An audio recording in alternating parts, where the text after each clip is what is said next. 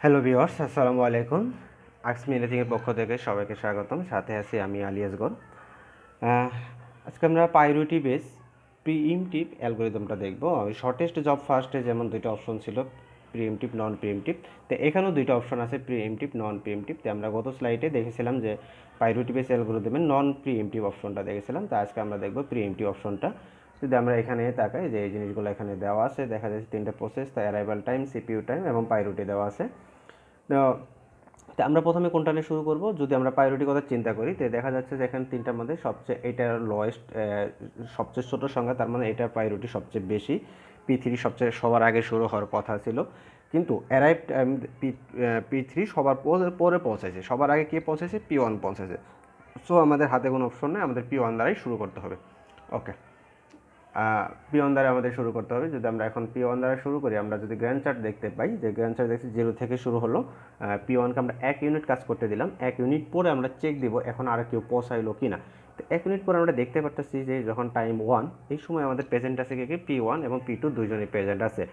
So যদি আমরা এদিকে দেখি যে তাহলে রিমেইনিং টাইম এবং রিমেইনিং প্রায়োরিটি কার কতটুকু আছে, তাহলে দেখা যাচ্ছে যে 1 ইউনিট টাইম পর পি1 অলরেডি 1 ইউনিট কাজ করে ফেলছে। সো তার রিমেইনিং টাইম আছে আর 9। পি2 এমাত্র পৌঁছাইলো, তার রিমেইনিং টাইম আছে 5। আর প্রায়োরিটি পি1 এর প্রায়োরিটি 5 আর পি3 প্রায়োরিটি 3। তাহলে দেখা যাচ্ছে যে এটা যেহেতু প্রায়োরিটি বেস, সো আমাদের প্রায়োরিটির উপর চিন্তা করে নেক্সট সিদ্ধান্তটা নিতে হবে। সো এখানে আমরা দেখতেছি দুইটার ভিতরে 3 প্রায়োরিটি হাইস্ট, তার মানে পি2 প্রায়োরিটি সবচেয়ে বেশি। তাহলে আমরা নেক্সটটাতে কী করবো? নেক্সট কাজে আমরা নেক্সটে আমরা পি2কে শুরু করব।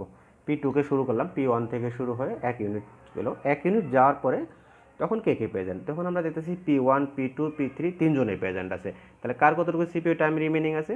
তো পি1 প্রথমে একবার করেছিল, সো তার 9 বাকি আছে। এই কিছুক্ষণ আগে পি2 1 ইউনিট করেছে, তার 4 ইউনিট বাকি আছে। আর এইমাত্র আসলে হলো পি3, পি3-র বাকি আছে এখন হলো 6 ইউনিট। আর প্রায়োরিটি দেখা যাচ্ছে প্রথমটা হলো 5, তারপরে 3, তারপর 2। তো দেখা যাচ্ছে যে প্রায়োরিটি সবচেয়ে, এই তিনটের ভিতরে সবচেয়ে প্রায়োরিটি এখন হলো হাইস্ট হলো পি3। সো আমরা সেকেন্ডে এখন আমরা পি3কেই শুরু করব।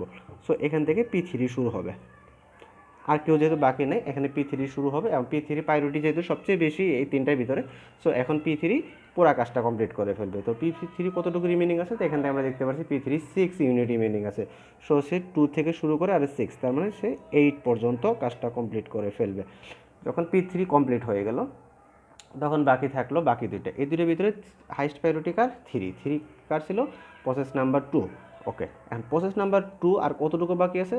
চিত্র থেকে দেখতে পাচ্ছি যে প্রসেস নাম্বার 2 এখনও 4 ইউনিট টাইম বাকি আছে।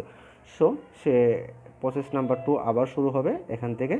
4 থেকে শুরু করে 8 থেকে শুরু করে আরও 4 যদি আমরা যোগ করি, তাহলে সে 12 পর্যন্ত চলবে।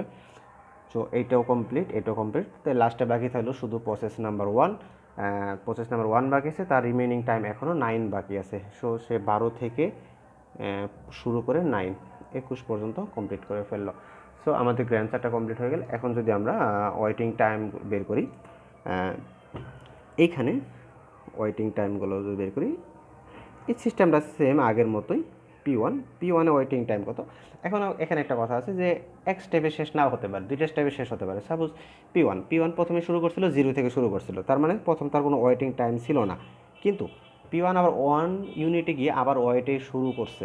1 থেকে শুরু করে করে করে সে 12 পর্যন্ত ওয়েট করছে, মানে 12তে যে আবার নতুন করে কাজ শুরু করছে।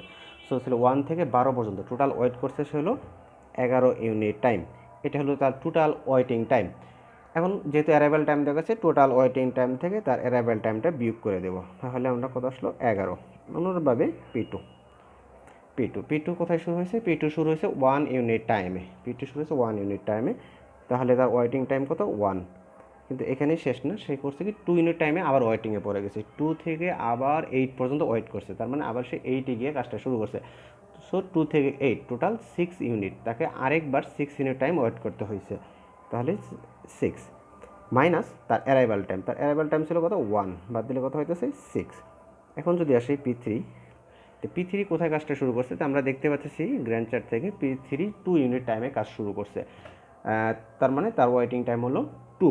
তারপরে আর নাই, এক চান্সে সে কাজটা শেষ করে বলছে, তো তার ওয়েটিং টাইম হলো 2 মাইনাস তার অ্যারাইভাল টাইম। তার অ্যারাইভাল টাইম দিয়েছিল 2, বিয়োগ করলে হইতেছে 0। এখন যদি আমরা এই তিনটে যোগ করে 3 দ্বারা ভাগ করে দিই তাহলে যার যার অ্যাভারেজ ওয়েটিং টাইমটা পাওয়া যাব। আর যদি আমরা টার্ন অ্যারাউন্ড টাইমের কথা চিন্তা করি, সো এটা সিমিলারলি আগের মতোই, টার্ন অ্যারাউন্ড টাইম সমান সমান waiting time plus CPU time. So আমরা এটা অনায়াসে বের করতে পারবো, এটা আমরা বের করে নেব। এই যে ওয়েটিং টাইমটা বের করলাম, যে ওয়েটিং টাইমটা এখানে পাইছি, সেই ওয়েটিং টাইমগুলোর সাথে যার যার সিপিইউ টাইমটা যোগ করে নিয়ে টার্ন অ্যারাউন্ড টাইম পাবো। পরবর্তী 3টে টার্ন অ্যারাউন্ড টাইমকে যোগ করে 3 দ্বারা ভাগ করলে যার যার অ্যাভারেজ টাইমটা পাবো। Thank you.